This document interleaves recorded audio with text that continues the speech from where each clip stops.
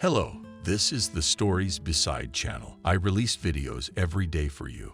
Subscribe and click the bell. It was a strange letter, Liam, brought by a fast delivery courier. There was no return address on the plastic bag sealed with yellow tape. It was therefore impossible to establish where it had been sent from. Liam, puzzled as to who could have sent him this letter, whirled the package in his hands and asked the courier, "Where is this from?" The envelope usually has the sender's address on it. He shrugged. Liam turned the envelope over and over, but found nothing. Nothing is written here, so the sender decided not to give his address. That happens too. You can sign here on the delivery note. The guy asked annoyingly, "I have 3 more addresses to deliver to." Yes, of course. Liam took the clipboard with the attached sheet and a pen given by the courier and signed, "Have a good day." The delivery man jumped into the car and was off. Liam opened the gate and walked back into the yard. He went into the house and opened the package with a knife. Inside there was only 1 sheet of paper with the text printed on the printer. It said the following: "Liam, when you get this letter, I will be far away from here, but you should know that I am alive.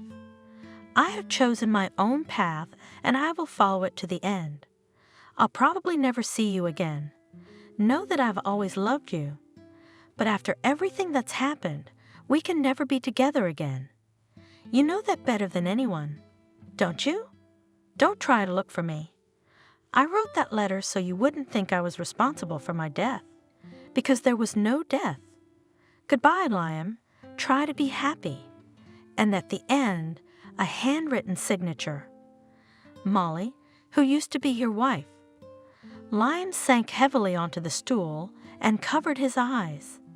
The blood throbbed in his temples, his head was noisy, his legs felt heavy and wouldn't obey him. What is this? What's going on? Some kind of stupid prank. But who in heaven's name would make a joke like that? Liam's thoughts were running wild like raging horses. After sitting like that for about 10 minutes, he got up, walked around the room, reread the letter again and again. He clutched his head, ran out into the yard, rushed into the barn, pulled out a huge stump, and began to chop logs from an old pear tree that had recently been cut down for firewood. At the sound of the axe, the old mother came out of her half of the house, looked at it, shook her head, and sat down on a bench nearby. Liam fought with the wood for a long time, until all the anger at the idiot joker came out. With each swing of the axe, he saw again and again the horrible picture he had seen in this very room, where he had read today a letter typed by someone who did not know and had not experienced what he had experienced in the last 6 months. At last, with a swing of his axe into the stump, he staggered away. His mother, still sitting inconspicuously on the bench, said timidly, "Liam, you should eat. I've made soup." "I don't want it." He mumbled and went back to his room. The old woman sighed heavily and followed him. She felt pity for her only son. When she entered the house, she sank down on the floor in front of the images and began to mutter prayers. Liam got dressed, left the house, started his Mazda, and drove away from the city. Not far away, where the central city cemetery sprawled beyond the city limits after wide fields, woods, and groves, Liam drove unmistakably along the winding cemetery paths, stopped the car near 2 young fishes, and squelching through the mud with rubber boots, reached a fresh grave without a fence and without a monument, with a simple wooden cross. Looking with pain and longing at the plaque screwed to the crossbar, he said bitterly, "Hello, Molly. Here I am to see you again. It was raining this morning. I trimmed your irises for winter." After a little silence, a little Liam added in a questioning tone, "You didn't write that silly letter, did you?" "I know I didn't." You can't write from there. He sighed heavily and, ignoring the dirt, knelt down in front of the grave, bent down, hiding his face in his hands, swaying from side to side and moaning sadly. "Molly, Molly, my love, why did you do that? How can I be alone now, Molly?" In the administrative building of the city's ritual bureau at the main entrance to the cemetery, it was a normal workday. The girls in the accounting department were sitting at their computers. The administrator, Kelly, was checking something in thick journals. The receptionists were placing orders. The cleaning lady, Wendy, having washed all the offices and a small corridor clean from the morning, was dusting everywhere. Having coped with this task, she watered the flowers and went into the pantry, boiled a kettle, brewed herself a sachet, and wanted to relax from her work. "Wendy." From the door came the aged voice of the cemetery keeper, Grandpa Christopher. "Wendy," repeated Christopher, approaching the table. I hear you. What are you yelling about?" The old janitor, and once a bookkeeper, was a longtime friend of the decrepit watchman. They had seen a lot of things, working side by side on the cemetery land, so to speak. They buried both reds and whites, believers and atheists, old and young beggars and rich, and all other God's creatures, which only walk under the sun until their hour comes. Both buried their spouses, Wendy the husband, Christopher the wife. They'd become friends over the years. Only one thing they couldn't accept, being both old school. And that's what their conversation was about today. "You know what, Wendy? The husband of that young suicide from the grave in Sector 8 still walks around every day, still walks around." "So what?" Wendy snorted. "He's not the first, and he won't be the last. He'll walk and stop. They say their baby died," Christopher said pitifully, pouring boiling water into his mug. "And this is not the first time." Wendy sighed. "I buried 2 of them in the war, and my father, older brother, and 2 younger twins. And now the people are so frail, they're just as likely to jump the gun as anything else." Huh.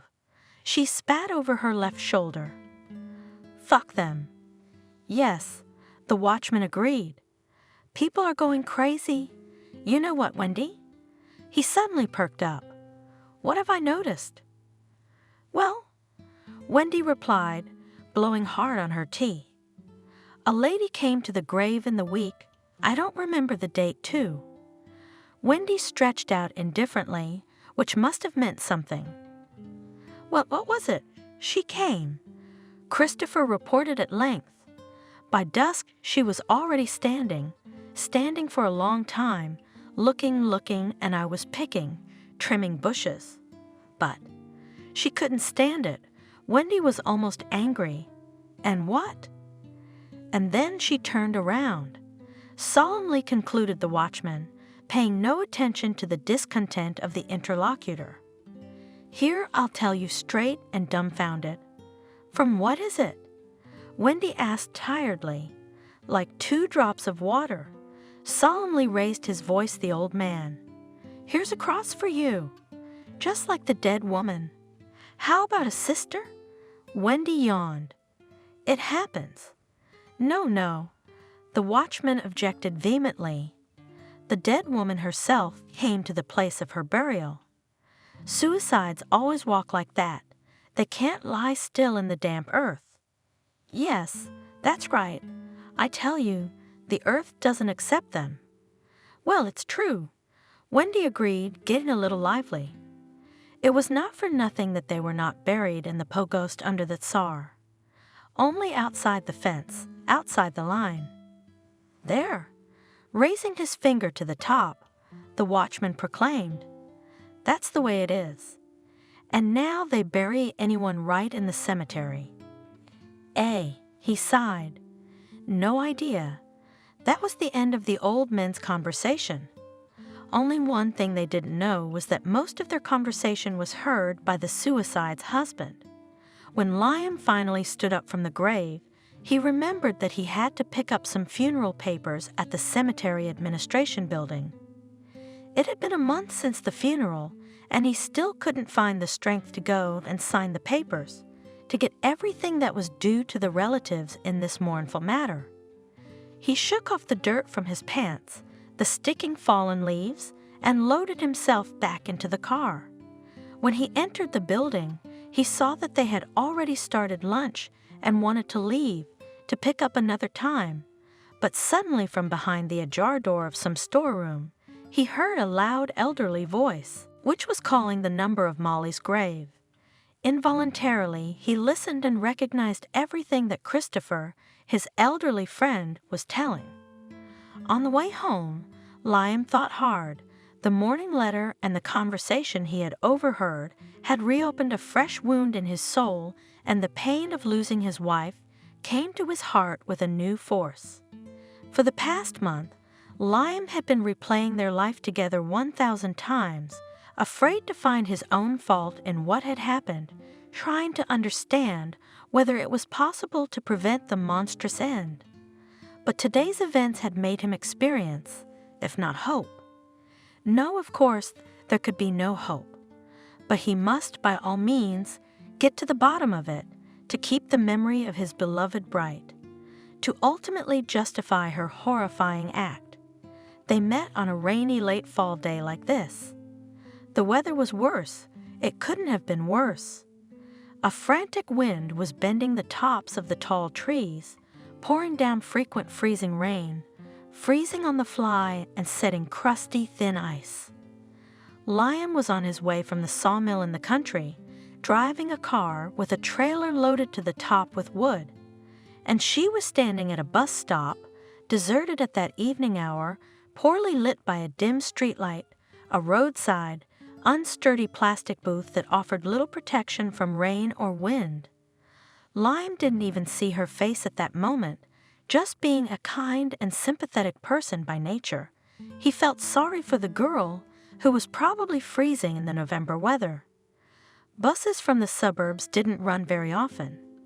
It was easy to stand like that for an hour, so he slowed down his Mazda near a tattered sign with a bus schedule, opened the side window and said, or rather shouted, trying to break through the howling wind, "Girl, can I give you a ride?" No. She shook her head, pulling her hood tighter. "Don't be afraid. Why don't you come with me to town? I'll drop you off at the right stop. You'll freeze here. The bus left about 10 minutes ago. The next one won't be here soon." "I'll wait." "Why don't you?" "Then I'll wait for someone else to come and pick you both up. There's still room in the back. I'm on my way home from the sawmill. No luck." He did drive a little farther away and stood on the curb, blinking his emergency lights. After about 3 minutes, there was a knock on the front window of the girl, frozen with blue hands, turned in. "I'm going all the way down." "Where's the Central Market? Do you know it?" "Yeah." Liam nodded. "I can pass there too." "Get in, don't worry. I'm not dangerous." He smiled. She hesitated a little longer, looked into his eyes, appraising him, and suddenly smiled too. And then she fluttered easily into the front seat. "Sorry, my jacket is very wet," the girl said in a guilty tone, shaking off the frozen, icy crust and taking off her hood. She turned to him shyly, smiling. "Thank you." "I did miss the bus." That's when he saw her eyes. The sweetest, most stunning in the whole world, dark green eyes in thick lashes, with a bright spark inside, and he fell in love immediately and forever. She was shyly twirling the tip of her thick, honey-colored braid, and on her cheeks glistened like diamonds the ice drops that had melted. He wanted very much to take her to his place and never let her go again, but instead he only asked her politely, "What's your name?" "My name is Liam." "Molly," she answered quietly, not looking at him. But after a few seconds she timidly looked up in the mirror, caught his gaze and smiled shyly again, not wanting to take her attention off the road. Good for her, he thought. And then they drove on in silence. Both were shy and didn't know what else to say. When the road led to a stop, Liam slowed down and asked, "Can I give you a ride somewhere closer to the place?" "No need, thank you," said the girl, smiling gratefully. Her smile every time lit those bright lights in her eyes and drew charming dimples on her cheeks. "You look like you've made a detour enough. I'll go, it's close." And she got out of the car and went about her business, and Liam stood like a fool at the bus stop and watched her go. But when she disappeared behind the corner of gray in the twilight houses, he couldn't stand it, turned off the ignition and rushed after her. When she heard his quick footsteps behind her, she turned around fearfully and stared into the darkness, moving into a lump. "Molly." "Excuse me, Molly. I'm sorry," he mumbled, awkwardly stopping a little ways away. "Let me walk you out after all. It's dark, it's scary. Thank you." He smiled again, but it was barely recognizable in the darkness. He walked along, painfully trying to squeeze out one more word, but could think of nothing. "Here we are," said Molly, stopping at the entrance of a typical apartment building. "This is where I live." "Good," nodded Liam. "Goodbye." "Thank you again." And she pressed the door lock button. The heavy iron door opened with a groan, and Molly disappeared into the dimly lit entryway. Well, that's it. Liam thought, why am I such a wuss?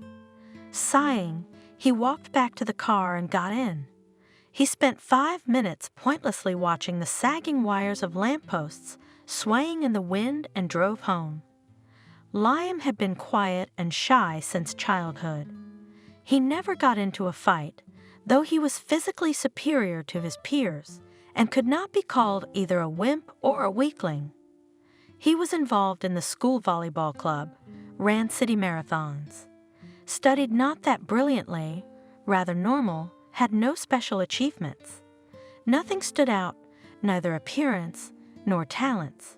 It was always difficult for him to make any kind of relationship with his peers, and then with the opposite sex. He did not dare to approach girls. Liam, his mother, also quiet like her son, told him, "Liam, you're so good, so kind. How will you live?"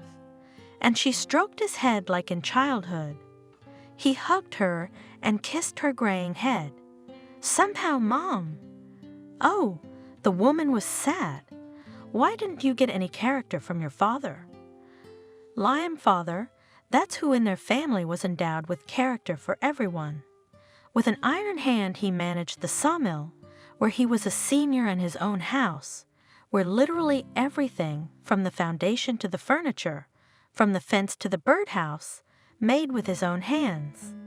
She taught her son all kinds of work, and above all the art of carpentry.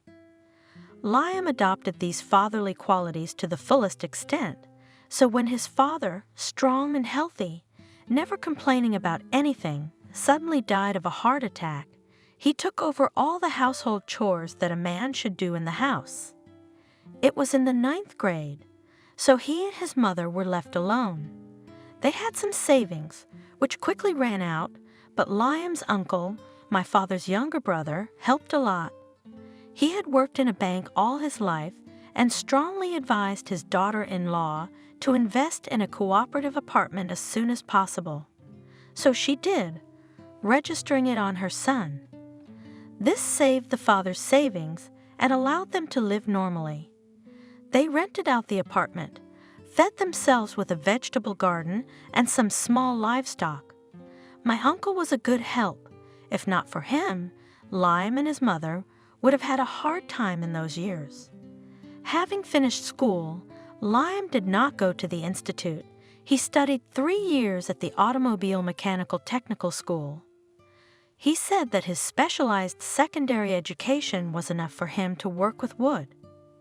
At first, he worked in the garage, where his father had a beautiful workshop, and after a few years he opened his own company, the construction company Liam and Partners. Business went well, and soon Liam provided work for 12 employees. After a couple of years, he hired an executive director who was engaged in all sorts of routine and left himself only the most urgent functions and work for the soul, restoration of antique furniture, and making various beautiful little things. He still had no girlfriend. Of course, one-time connections happened, but really did not meet with any woman. The employees called him Arbiriak in private, but they loved him affectionately. Liam was a good manager, fair, businesslike, and thorough. He valued people, respected them, and never once allowed himself to raise his voice at his subordinates. As a result, he even became a better boss and businessman than his father once was. He didn't have his father's toughness, it's true, and that didn't stop Liam from achieving success. But at home, he was content with little. His lifestyle was practically the same as before. He did not chase fashion, did not buy expensive cars, and drove his old Mazda. In the office for business meetings, dusted in the closet expensive suit, and the driver polished in the garage black BMW. That evening, when Liam got a ride to the Molly stop, he came home elated. His mother, always waiting for him, no matter how late he returned, saw the change immediately. While her son ate dinner, she sat beside him, looking at him affectionately and quietly. She in general was always so quiet, modest, inconspicuous, discreetly led the household, discreetly picking in the vegetable garden, tended the cattle, never complained, was always a shadow, her bright, assertive husband.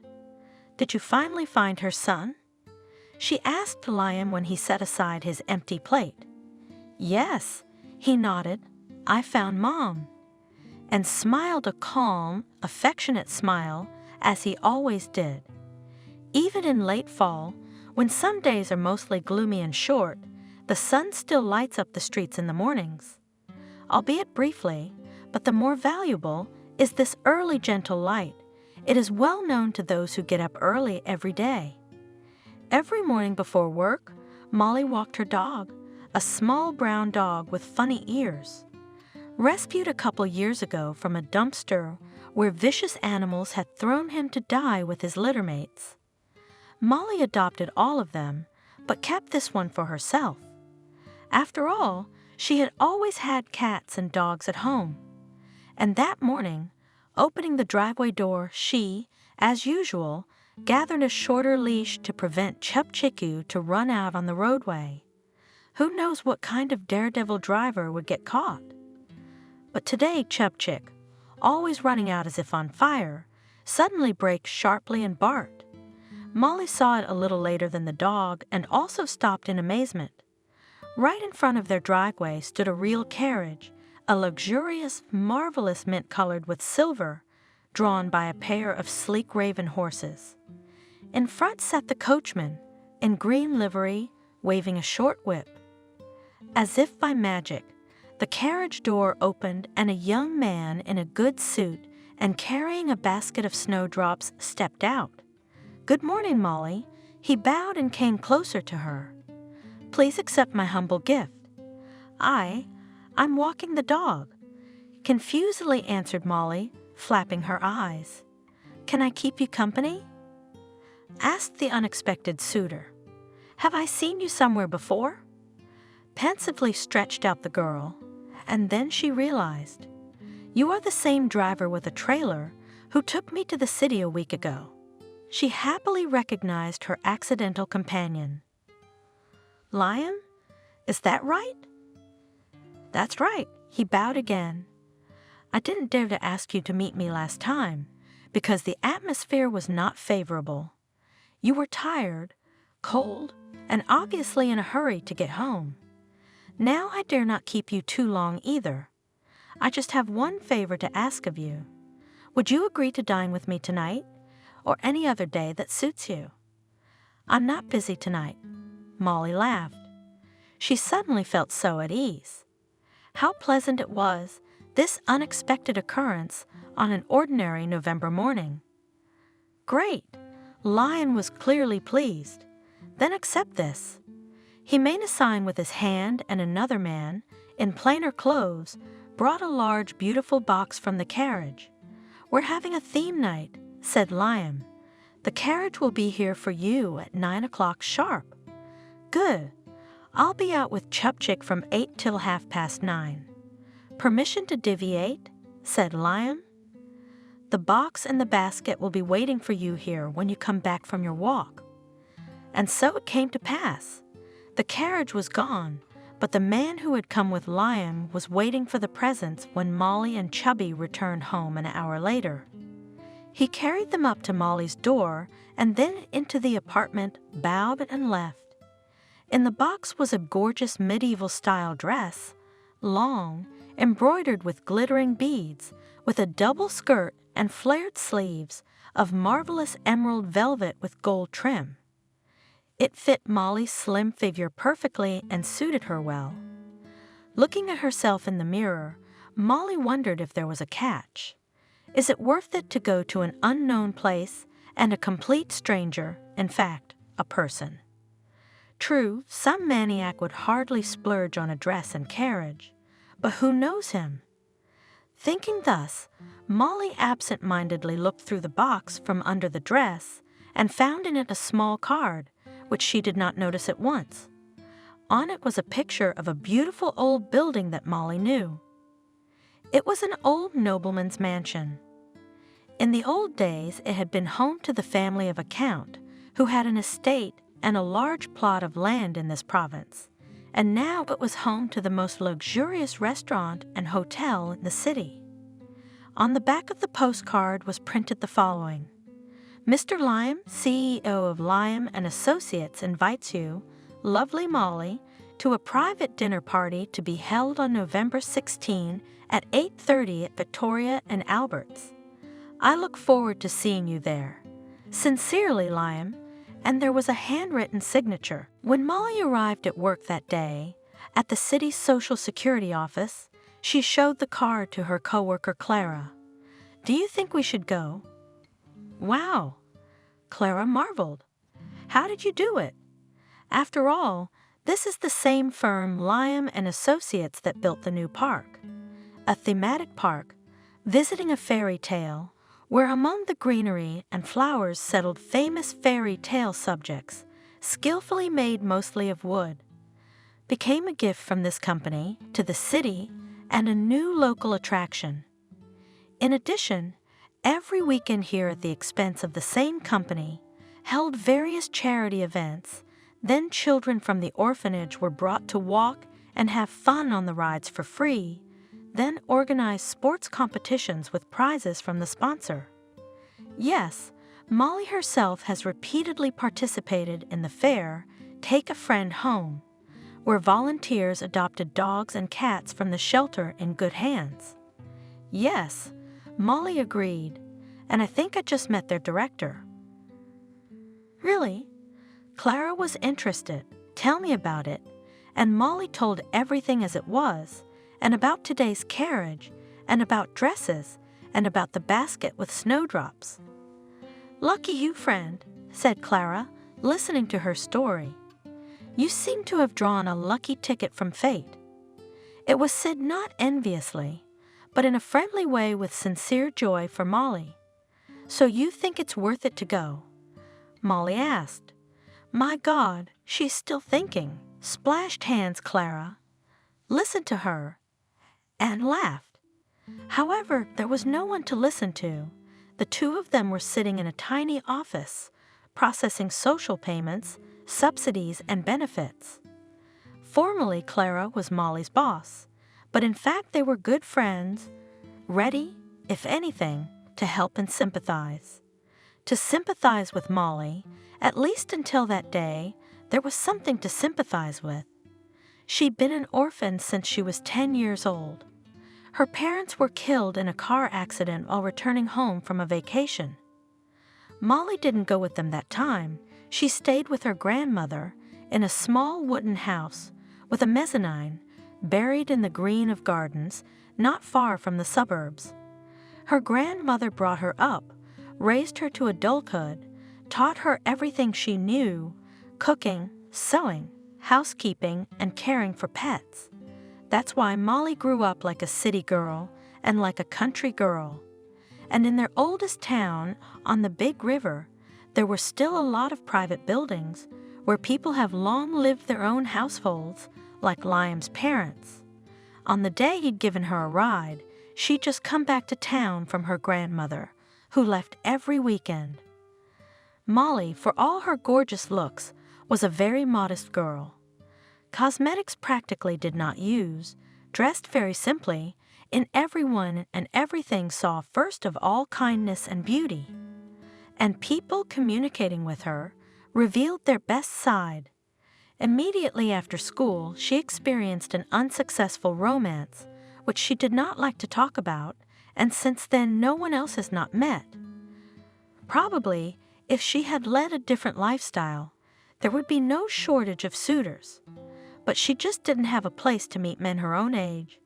After graduating from social college, she went to work in the City Department of Social Security, where both employees and visitors represented quite a different contingent that would be interested in amorous relations. She helped lonely old people, disabled people, and abandoned dogs. I lived in my parents' 3-room apartment, 1 room rented, for a purely symbolic fee to girl students, choosing quiet and not walking. So she lived until she was 25 years old, simple and uncomplicated. Sometimes she and her grandmother sit in the evening near the stove, the old lady on an old chair, with knitting in her hands. Molly, as in her childhood, at her feet on a fluffy mat with a book. It's nice and warm and cozy.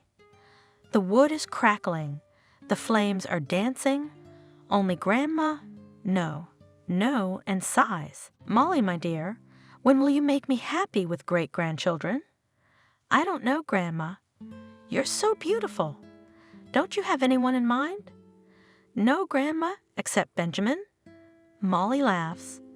Benjamin, a regular customer of Molly's social establishment, was a brave 80-year-old soldier, a retired high rank, who for many years half-jokingly, half-seriously gave Molly all sorts of signs of his old man's attention. Molly respected him, steadfastly tolerated long monologues and vain courtship, and did not pay any attention to the constant banter of colleagues. I'll tell you what, said then Grandma, sliding her glasses. Throw you out of the head of the scoundrel. Please, he won't give you peace, and you won't be happy until you forget him. Molly was silent and frowning, and only stroked her grandmother's warm, wrinkled hand. But on this November Saturday, she literally flew in the wicket, ran across the yard, and bursting into the house, whirled the old woman around the kitchen. Grandma, you'll never believe where I was yesterday. Where? Concerned was the one, but to see in her granddaughter's eyes, and joy and delight calmed down.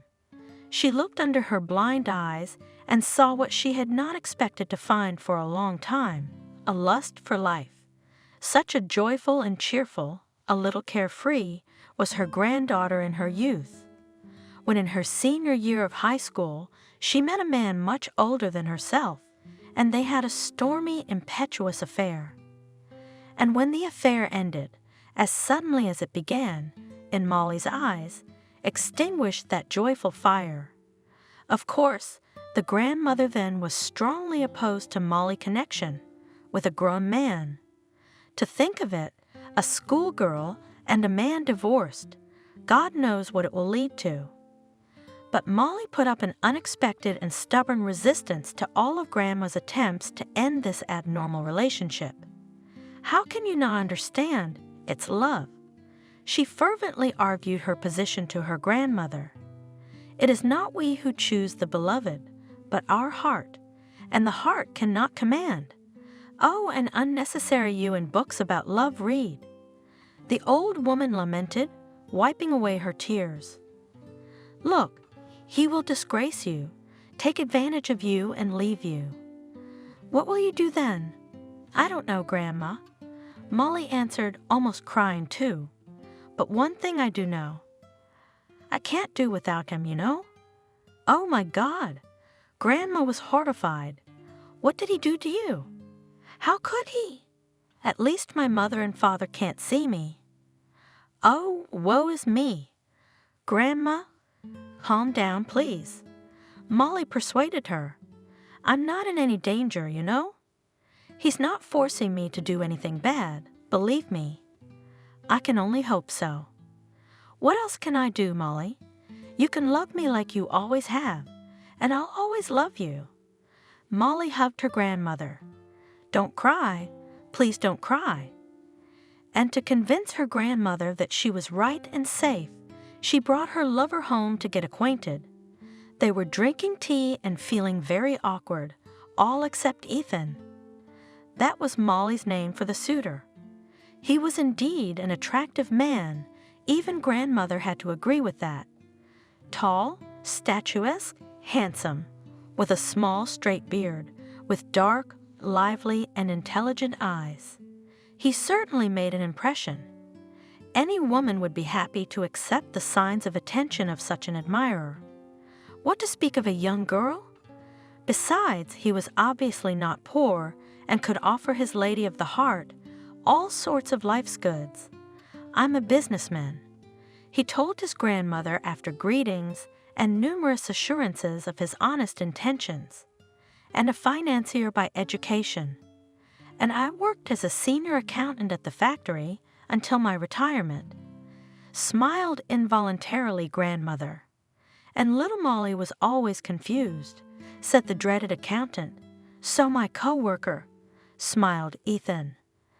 "And good accountants are a terrible force indeed." Molly was right about that, and he looked affectionately at the girl sitting next to him, pink with happiness. "Believe me, Vanessa, I will not harm your granddaughter in the slightest. My intentions are honorable. I'm ready to marry, and Molly will be securely provided for. Isn't that what you want for your only granddaughter?" And Grandma Vanessa, she gave in. "But he seems like a decent man. He's going to get married. What's the age difference? Maybe it's for the best. What's a young boy who hasn't had his first chance to put up with need? And what with a grown-up, and besides a well-to-do husband to live in prosperity? It's, as they say, two big differences.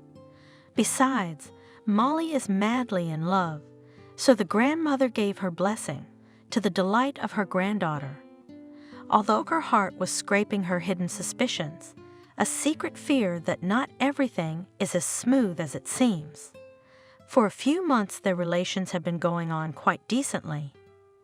Ethan came, at weekends took Molly to the movies, to the park, brought various guests, grandmother all strictly inspected that nothing unnecessary, no unnecessary luxury. Once she told me to bring back a pocket mirror in a frame. "Why?" protested Molly, who was sorry to part with the gift. "It is not good to carry a mirror with you. Our soul is reflected in it, and God forbid you lose it or break it. It's not good. And what do you look in it? You don't paint your lips, at least I hope you don't. There's no need to correct such beauty. When you get married, you'll be your own mistress. Then you'll decide what to do. But listen to me, it won't be long now." And Molly had to give the mirror back. And so it went from week to week. We met the last Molly, the school Christmas, but she didn't go to the disco anymore. Ethan took her to the theater for an adult play.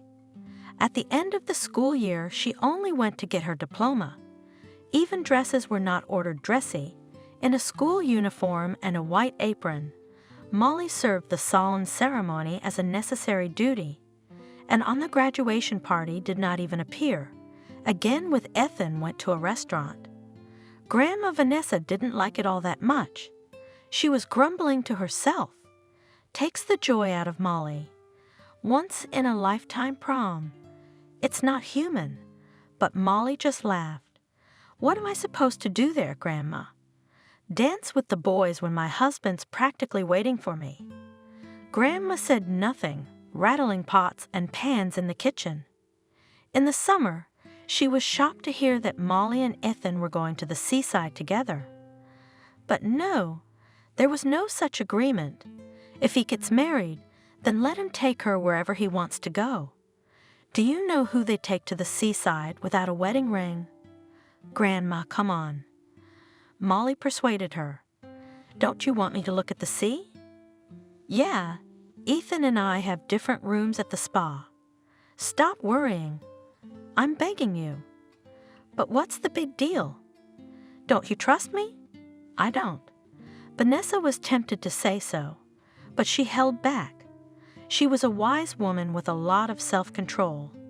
She understood well that one wrong, hurtful word could hurt worse than a knife.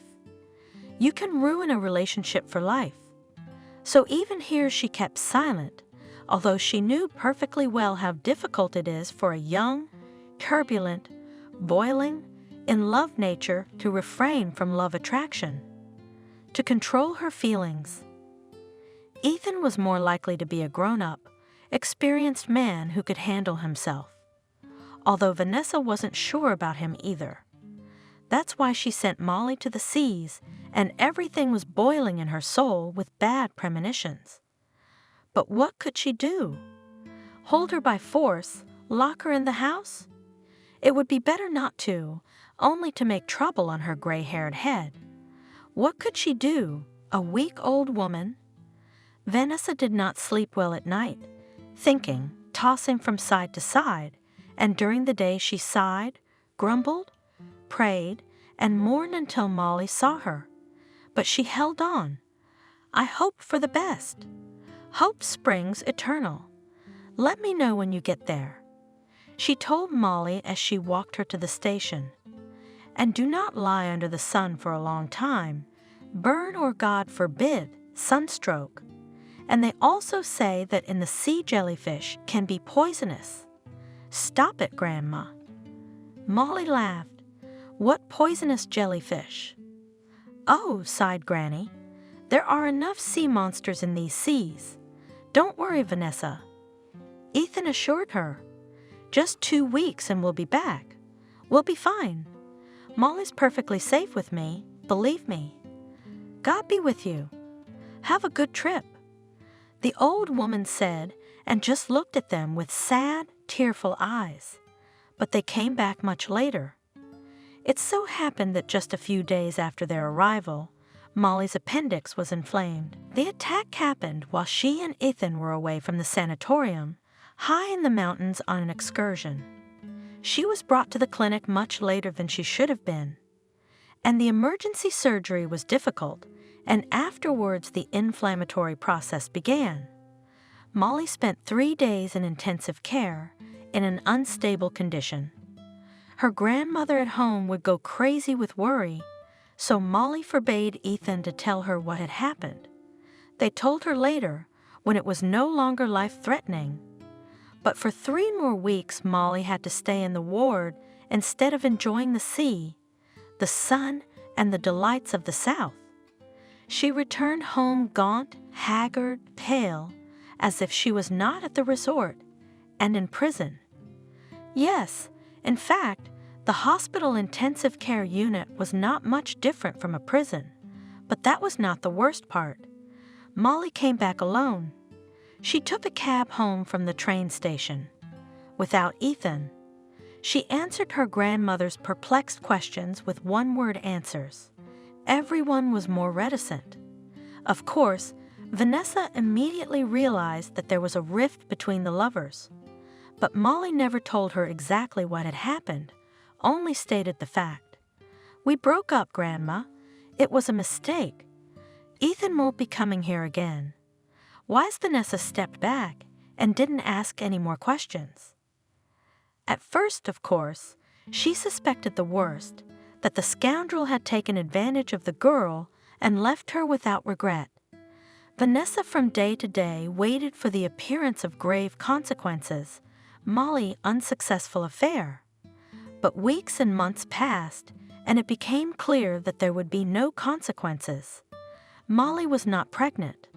Vanessa breathed a sigh of relief, but although physically her granddaughter had recovered from her illness, mentally she had suffered much more.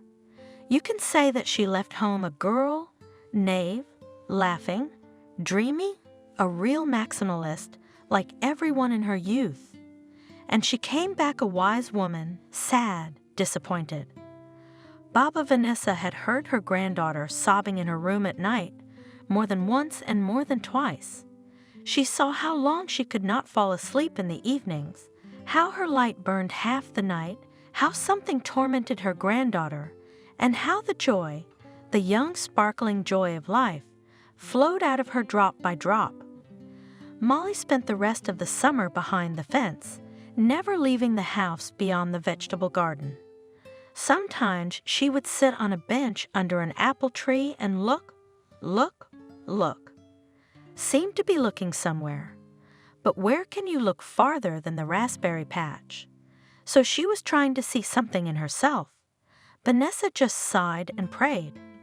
She tried to persuade her granddaughter to go to church, to confess, to take communion, saying that it would be easier if you talked to the Holy Father. But Molly only grimaced. "It's all lies, Grandma. There is no God there, only business." Baba Vanessa stood there, shook her head sadly, and did not make any more such suggestions. At the beginning of August, a small event occurred that revitalized Molly a little. A kitten woke up in their house. It was small and colorful, like a patchwork rug. He came into the kitchen on trembling thin legs and squeaked like a mouse. And he's no bigger than a mouse himself, with a tail as thick as Molly's little finger. What's the matter with the soul? But Molly was so happy to see him, as if she'd met an old friend. "Grandma, look how cute he is. And so colorful, all made of rags." She gave the kitten some milk and put it to sleep in her arms. She sat happily with the tiny cub, eyes burning almost as before that ill-fated trip to the seas. The kitten soon became so attached to Molly that it followed her like a dog and slept in bed with her. And Molly did not like him at all. She named it Musia because it turned out to be a cat, and Musia grew up to be a hunter to the envy of all. She was a good cat, a rat catcher, which is quite uncommon among their cat tribe. Since that day, when the cat came to them, Molly began to revive. Little by little she came to herself. She started smiling again, talking about everything, going out of the house. The first time not far to the village store, then and in the city visited on various matters. And at the end of the summer she applied to the Social Technical College and got in. I, Grandma, moved to the city, to the apartment. It's very hard to go to the technical school from here every day. It's a long way. You have to get up at 5 o'clock. "Oh well," Vanessa said. "You have to study, of course, go." She let her granddaughter out of the nest and into the big life. Although it did not happen as planned, but still grew up. In September, Molly turned 18. She and her grandmother collected some money, hired a car, and moved her granddaughter to the city, to her parents' apartment. Grandma Vanessa withdrew money from her account and found a team of craftsmen in the village. They made some repairs in the apartment. Vanessa walked around the familiar rooms and wiped her eyes, tears welling up. The deceased daughter seemed to stand outside the bedroom door as if alive, but no. You open it and the fragile vision dissipates, blurred in the bright electric light. "How will you be alone in here?" Vanessa asked Molly. "Isn't it scary?" "I'll get my own tenants, Grandma. I don't need so many rooms, and maybe you'll change your mind and move in with me." The girl asked hopefully, looking into her native face. Vanessa sighed. I'd love to, honey, but the vegetable garden and the cattle, who would I leave them to? They feed us. But when Molly left and took the cat with her, Grandmother became very sad. She bent over the house and garden, not knowing what to do. Everything fell out of her hands. It took her a long time to get used to the fact that now she was all alone in the house. Her granddaughter came only on weekends, and even then not always. One Friday evening it was, near the house, a car stopped. Vanessa thought that Molly had come with some problem and went out to the yard to meet her. She walked along the path to the gate and saw Ethan standing near the car. "Hello, Vanessa," he said politely. "Is Molly home?" "And don't you get sick," the woman replied, frowning. "Molly doesn't live here anymore." "Why not?" Ethan asked in surprise. "None of your business." Vanessa cut her off and walked back down the path. "Wait, Vanessa!" Ethan shouted after her. There was real desperation in his voice. "Wait, please." Vanessa turned around and looked at him questioningly, tentatively. "What else do you want?" But she didn't come any closer. "I really need to see her. For God's sake, tell me how to find her." He came close to the wooden fence and, ignoring the dirt, leaned against it, wrapping his arms around the boards. He looked at her with a pleading gaze, but Vanessa did not soften. "You have deceived and tormented an innocent soul, you wretch." Her eyes flashed with anger. "Let your spirit be no more here." And she went back inside. But since that time she had seen a black car with its headlights off, not far from the house. The windows were covered with mud, so you couldn't see what was inside. But Vanessa was sure Ethan was inside, waiting for Molly to show up. "Ah, murderer." She scolded slowly when she saw him again. "That's how you have blackness inside, like on your glass, and you can't see it at once. You hide it, you monster." She wanted very much to warn her granddaughter, to tell her that Ethan had come, but she did not dare to hurt Molly. And, of course, she realized that sooner or later, since the scoundrel had reappeared, he would see Molly. It was not for nothing that she sat and waited, like a spider in a web. But I was afraid he'd take her away by force, snatch her away in the night. It's a quiet and deserted alley that leads to a dead end. So she went to the local policeman and complained that he was sitting near the house, scaring her, not letting her live peacefully. Well, it seems the district officer talked or something else took action. Vanessa did not inquire any more, but the car did not stand in their alley anymore. A few more months went by. Molly still showed up on weekends, still quiet, still behaving as usual. Ethan never showed up, so she concluded she'd blown him off. Good girl. A few years had passed since then, and the events of those long ago moved away, entailed, and no longer disturbed her grandmother. Molly studied at the technical school, began to work, became interested in volunteering in shelters for pets. The kitty, by the way, after some time brought back from the apartment. I felt sorry for her, Grandma. She explained to Vanessa. All day long she sits on the windowsill, looking at the street, at the birds. Once she almost fell out of the window. She would have crashed from the 7th floor. So let her live here at home where she's used to, where she's bored alone all day long. Of course, agreed Grandmother, stroking satisfied Musia. She's used to running around in the wild. Everyone needs freedom, every living soul, and you won't be so bored alone during the week. Molly smiled. Well, I'm at work. I'm not bored here. Vanessa shrugged it off, but she was really glad Musia was back, though wordless, but still their own native animal. He would come and paw at her feet, jump into her arms, and sing songs. Grandmother sits by the fire and thinks different thoughts under the cat's songs. Mostly, of course, about her granddaughter. Vanessa was very worried about her. Though Ethan, as it seemed to her, had been finished long ago, something had broken in Molly since then. She was as affectionate and friendly as before, but she didn't get close to anyone, and she didn't have a single friend. Acquaintances don't count. For example, a colleague from work, Clara, it would seem that every day together, the whole life as in the palm of her hand. But no, and her Molly was not allowed to her soul, and about her unhappy romance preferred not to tell. Even Vanessa still didn't know how and why they'd gotten so upset. Molly avoided the subject with a stubborn silence, no matter how many times her grandmother tried to gently prod her for details. Finally, the Vanessas backed off.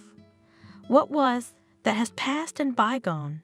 It is not worth stirring up smoldering embers, so as not to inadvertently fan the hot fire. It's more likely. The embers have burned out by now. At least Vanessa hoped so. But Molly never met anyone else, never talked about her personal life, and never brought home any guy she knew. Vanessa grieved. She would not wait for her grandchildren. She would not see her granddaughter's life.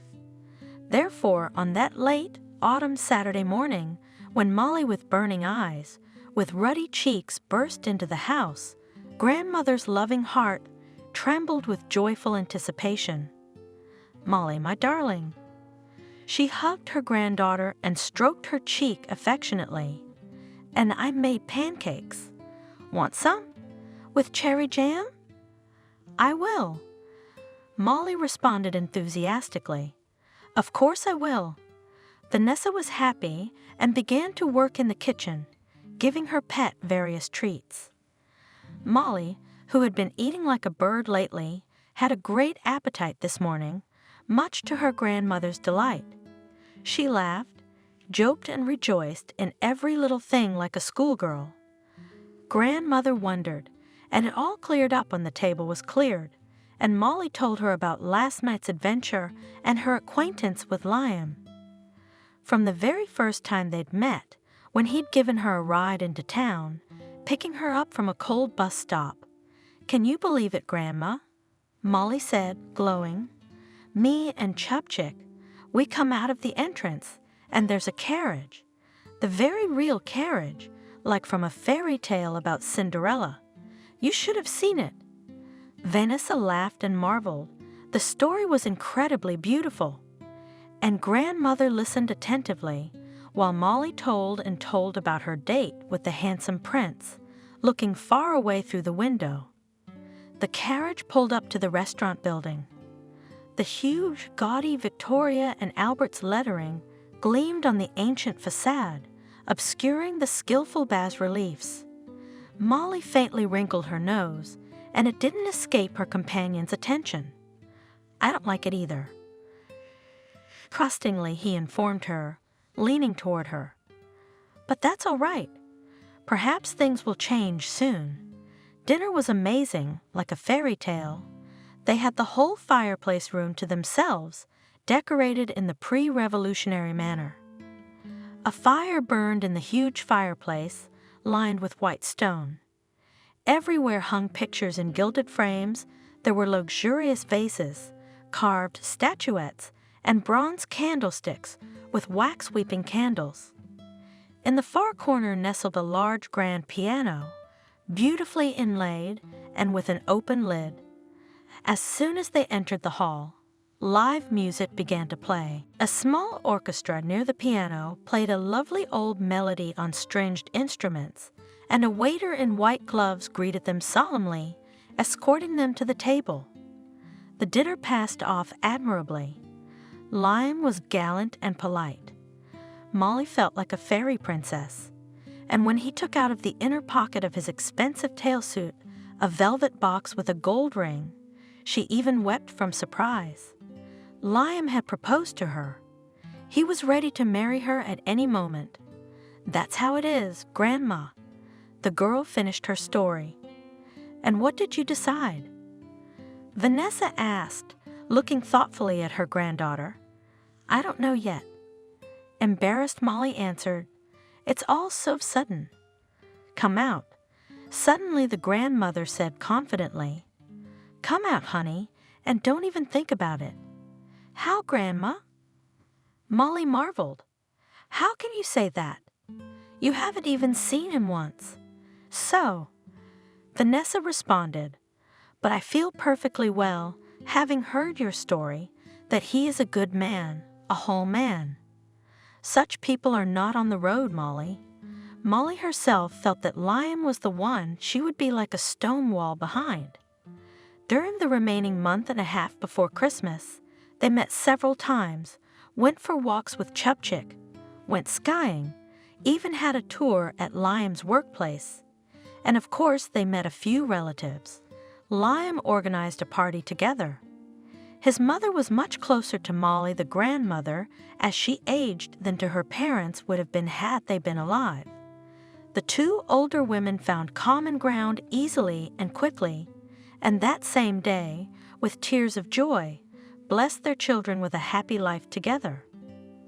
The wedding was scheduled for the end of March. "Liam, please don't have a lavish ceremony," Molly said. "I am even afraid to imagine how much that fabulous dinner cost and how many good deeds could be organized with that money." Quietly, she added, worrying how her chosen one would take this soft criticism. "How good you are!" Only instead he hugged her. "Everything, you know, just the kind of wife I needed. But still once in my life, I had to arrange something grand for my beloved, and it worked." He looked jokingly into her eyes. "Oh, come on." Molly laughed involuntarily. All right, it helped." And she put her arms around his neck, giving him her most tender kiss. That was the deal. No frills, a modest ceremony at the marriage institution, and a wedding in the temple. The latter was particularly pleasing to both Liam and Molly. It was a balm to the soul. Then a festive dinner was planned, in the same restaurant and in the same hall, for all the nearest and dearest.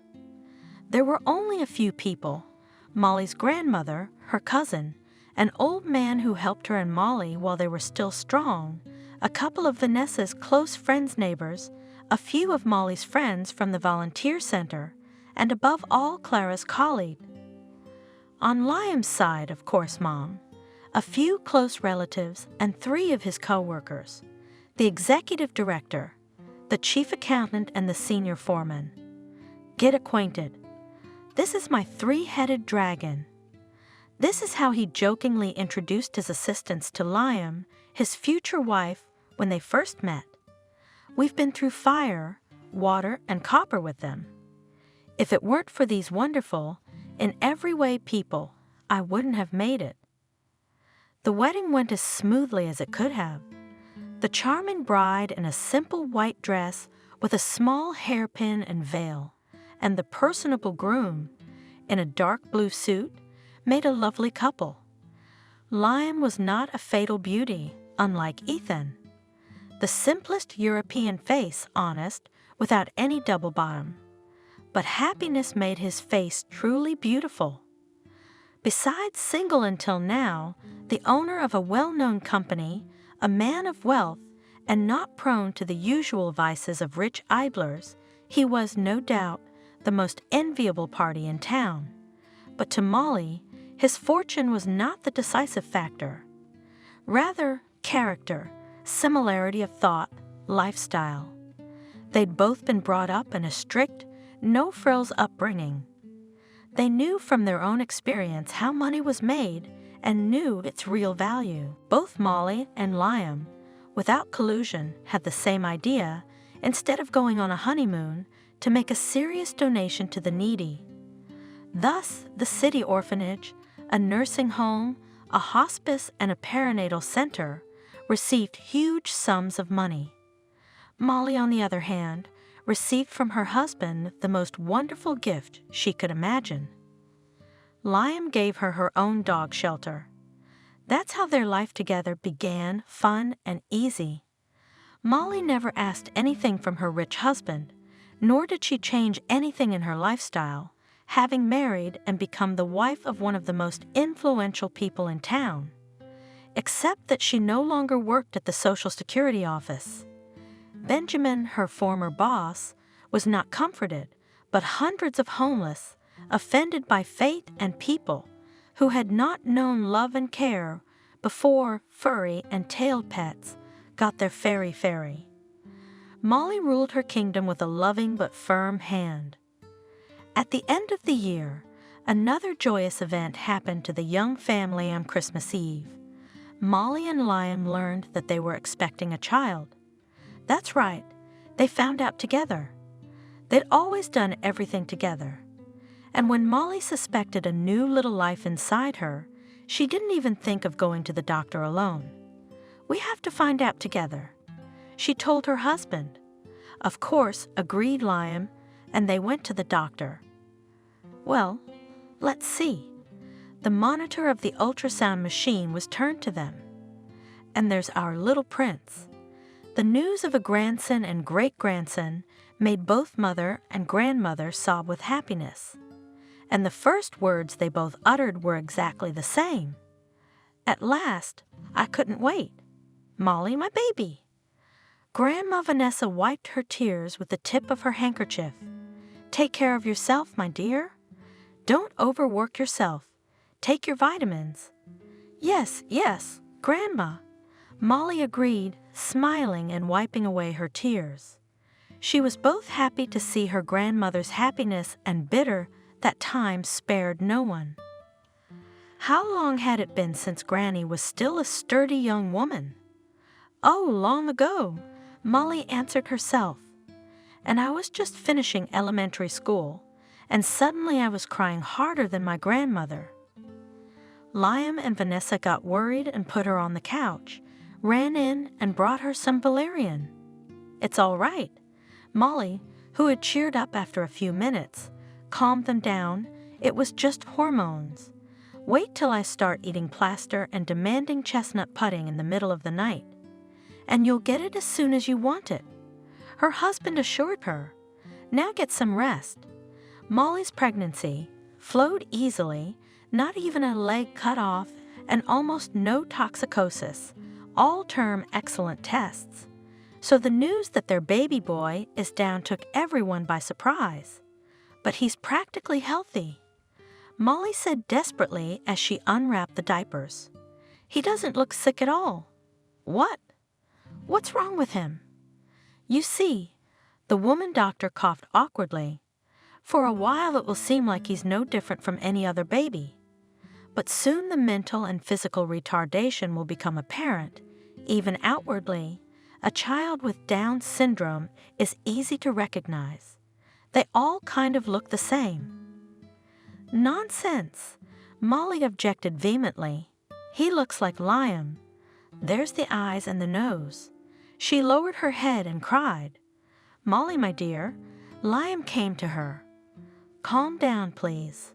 We'll get through this. The main thing is that we're together." Yes, it can be cured, can't it?" "We'll cure it." Molly was happy with her new thought. "What do you think, doctor?" "It's a disease caused by a genetic malfunction." The doctor began carefully. "A chromosomal abnormality, quite common, by the way. There are methods to train the intellect. Some of the patients can live long enough. Others are even capable of limited work activity." Molly wasn't listening to her anymore. She was absorbed in her baby. She swaddled him again, held him close to her, sang a lullaby in his ear, whispered something softly.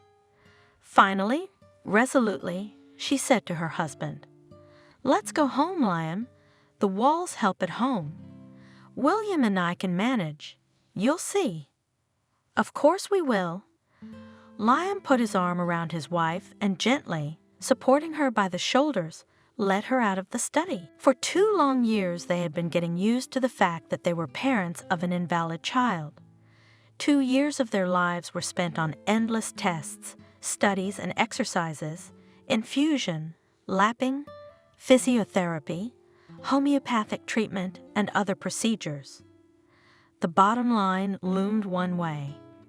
Their William, their son, their firstborn, would never become a full human being.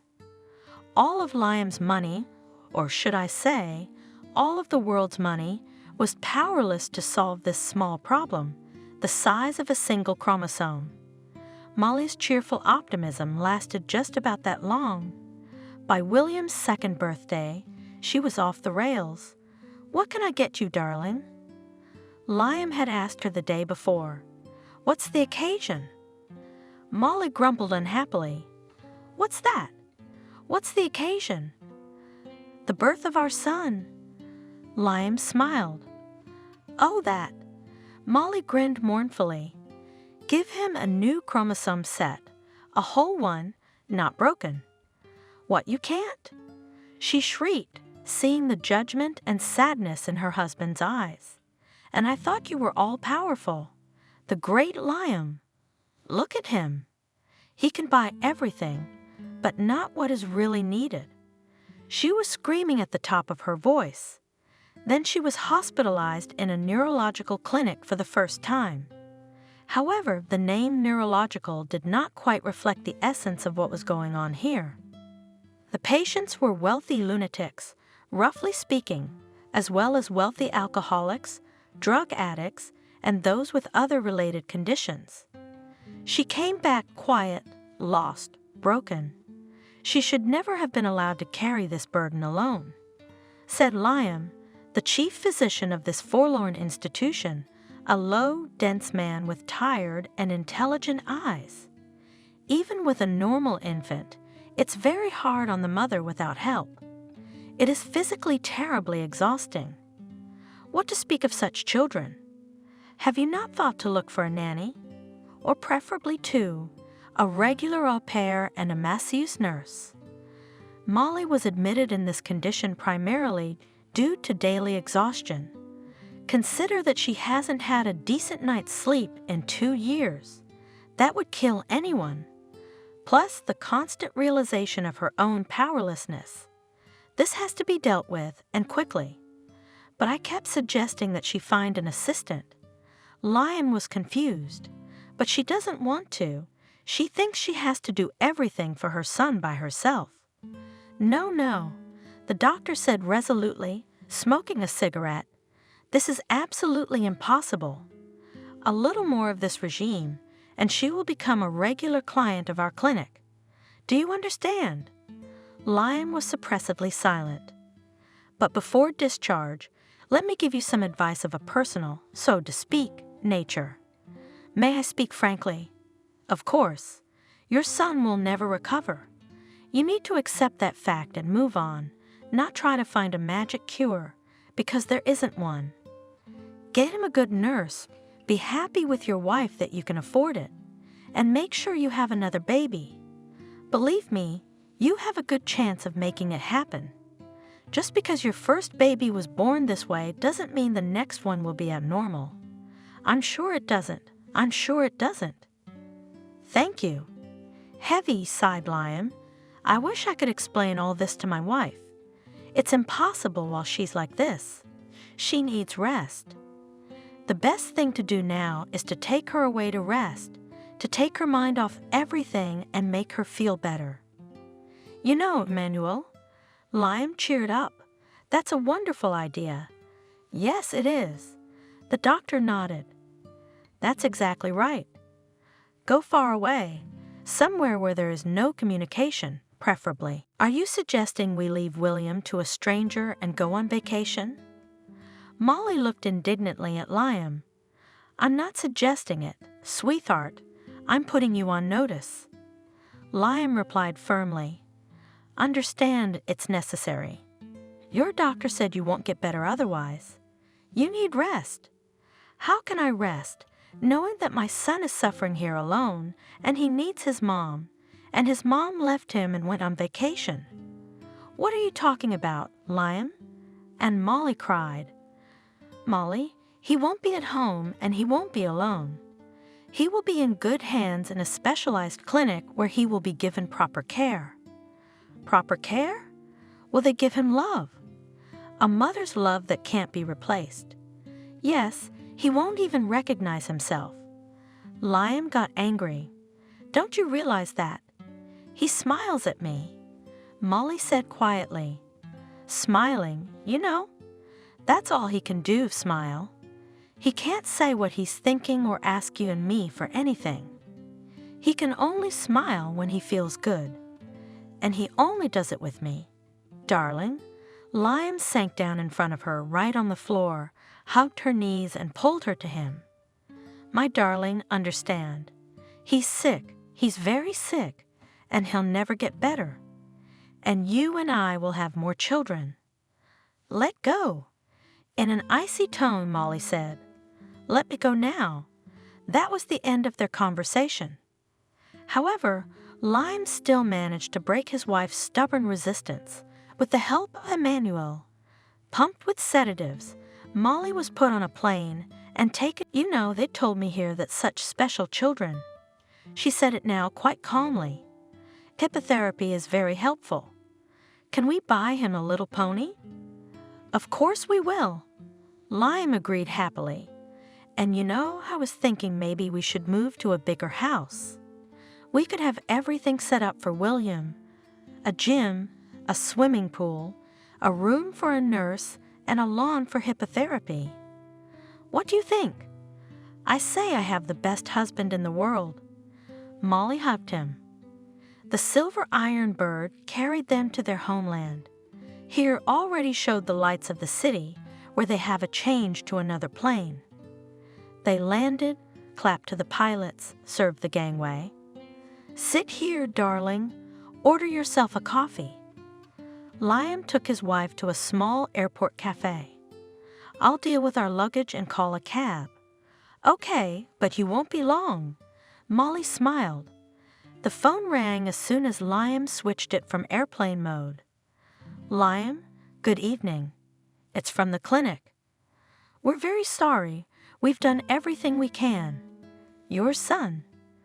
Cardiac arrest? Yes, all the necessary resuscitative measures were taken. Believe me, we grieve with you. We've already given the autopsy and medical results to your representative. When are you coming back? Okay, we'll get everything ready. Liam ended the call and stopped in the middle of the busy airport lobby. He was flanked on all sides by people in a hurry to leave or return. How would he and Molly get back now? His hands clenched helplessly. The phone fell to the cold, hard tiles of the floor and shattered. Are you still there, darling? Liam tried to speak as briskly as possible. Sorry, I got held up. Can you believe I smashed my phone in the commotion? Oh, it's nothing. Come on, there's a cab waiting. All the way from one airport to the next, where they were to fly home, Molly chattered on and on about how well they were going to organize everything in the new house. What kind of flooring to put around the pool so it wouldn't be slippery, how William's room would be set up, the must-have bathroom with a ramp and directly adjacent to the bedroom. A staff call button by each bed, and in the restroom, and on and on and on. In the little airplane that was taking them to their hometown, she was tired and fell asleep.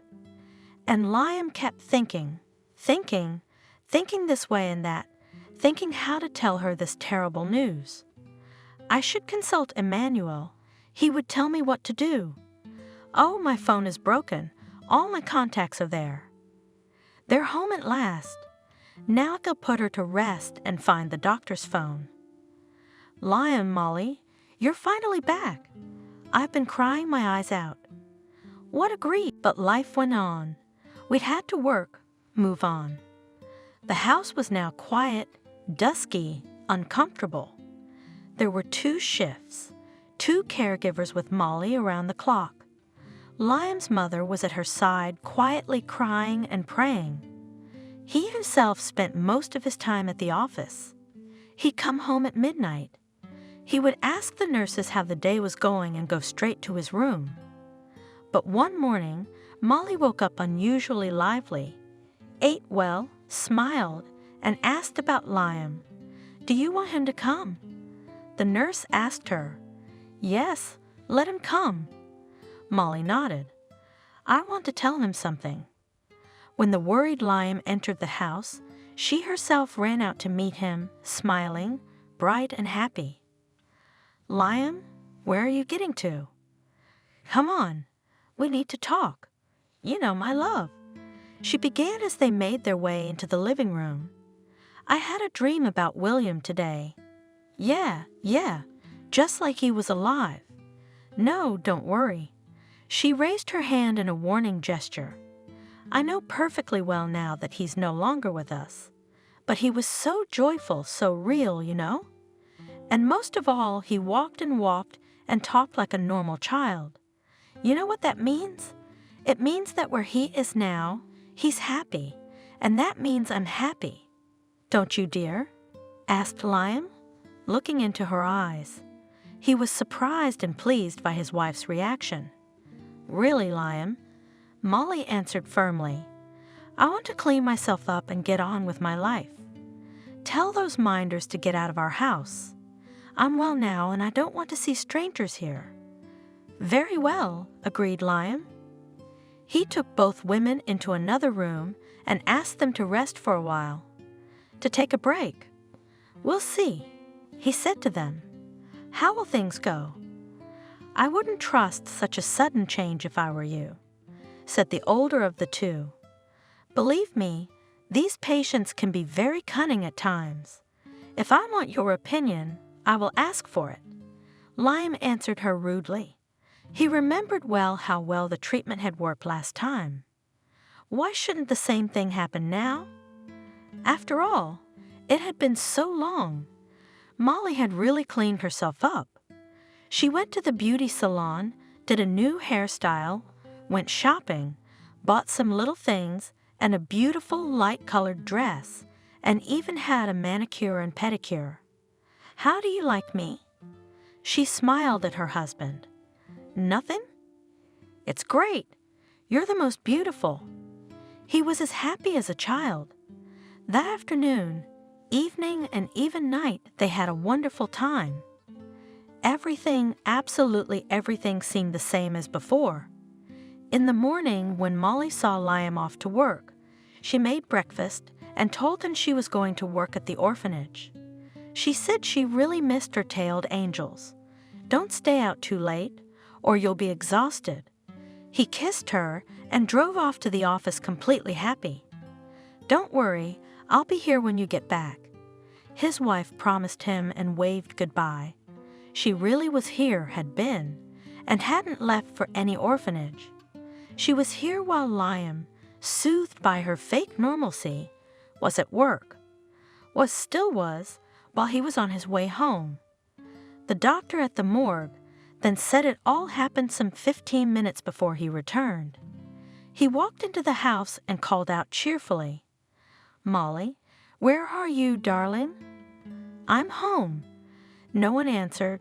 He walked into the living room and saw her hanging in a noose from the chandelier hook. She was there. And yet, she was gone. It was over for him in that instant, everything. All joy, all sorrow, all love, all pain, all life. He no longer felt anything, no longer remembered eating, no longer remembered drinking, no longer remembered what he had done yesterday or the day before. No, he hadn't gone on a bender. He had gone inside himself, and only one simple action occupied him now. He had to visit Molly's grave every day, and he did. With fanatical regularity, arriving at the same time at the town cemetery, where two plaques hung on a simple wooden cross, his son William's and his wife Molly's. That was why he was so angry, that stupid letter the courier had brought. And then there was the conversation he'd unwittingly overheard in the cemetery. Enough. He decided suddenly. Enough of this torment. I won't bring her back from the other side. It's over. A strange thought occurred to him at the same time he made that decision. It must have been Dr. Emmanuel who had decided to shake him up in this way. But this was too much. Liam was angry again and turned the car around abruptly and drove not home but to the clinic. But there he was told that Dr. Feldman was now on vacation and would return only in 2 weeks. Then he had already set himself up internally for some kind of active work. He went to his office, where he hadn't been since the day his wife died. "Good afternoon, Kelly." He said hello to his secretary, a trim woman in her 50s. "Good afternoon, Liam." She was both surprised and delighted. "Would you ask all the department heads and Miranda to see me, please?" Sure. Liam, can I get you some coffee?" "Yes, please." Liam entered his office wistfully, looked around it. It was dark, dusty. It hadn't been cleaned in days. "Kelly," he went back out into the waiting room. "Get the cleaning lady to clean it up too." He nodded at the office door. "And invite everyone to the conference room." "I'll wait there." The conference room was more cheerful. Liam sat down at the long polished table, sighed, and looked out the window. When he looked out, he absent-mindedly looked around and found a newspaper left by someone right in front of him. It was lying backwards where they print short advertisements and crossword puzzles. So-and-so was doing a crossword puzzle. Turning over the printed matter, he saw on the front page a large, practically full-page photograph, and above it a caption in large letters, "Scandal at the Protestant New Path Artel." Teenagers were victims of sexual abuse by a pastor. Liam wrinkled his nose in annoyance. The yellow press. Suddenly his attention was drawn to a face in a common photo. Among the several sectarians in the picture, he suddenly recognized Molly. When the conference room staff arrived, Liam was already speeding down the highway, away from the city, to the neighboring state where the New Way Artel was located. When he arrived, he literally jumped out of the car and burst through the door of a small structure at the front of a huge fenced-in, high fence. The room at the entrance was full of people, mostly police and journalists. "Where are you going?" One of the policemen stopped him. "You can't come in here. There are investigations going on here." "My wife is here," shouted Liam. "I have to take her away. The sectarians, if that's what you mean, they've all been taken out of here." It was explained to him. "They're at this address. It's a former orphanage. They're being treated there, and they're looking for relatives." He didn't finish listening, grabbed a piece of paper with the address, and flew out of the building like a bullet. It took him a long loop through the unfamiliar city, looking for the right house, and finally he got there. "Is this where the ex-cultists are?" "Yes. Are you a relative? Come with me." A woman dressed as a nurse led him inside. "Here we have rooms for those who can't walk or are on drugs after withdrawal." They were mostly on drugs, and there, she waved her hand. Right down the corridor is the canteen and a large hallway, look too. Liam rushed out, peering at faces, turning each lying patient, not hoping for a resemblance. The woman in the picture had short and dark hair, but undoubtedly Molly's face.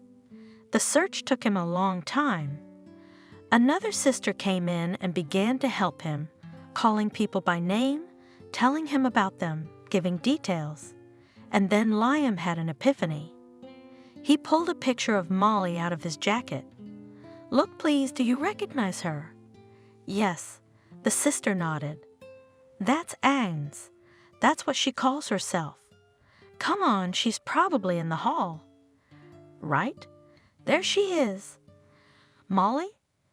Liam couldn't believe himself, touched the shoulder of the woman sitting with her back to them by the window. She turned around, and he almost fell off his feet. It was indeed his wife. Emmanuel Feldman was sitting in his office, comfortably sprawled in an armchair. Opposite him was his close friend and colleague who had come to consult with a rare patient. "Yes, your case is certainly interesting," Feldman said to him. "But you know, Robert, I have a story to tell too. There's a story that came out recently. It was in all the papers, as they say, but only a few people know the true state of affairs like this. And he told his friend the story of patient Molly from the day she first came to his clinic to the day she supposedly died.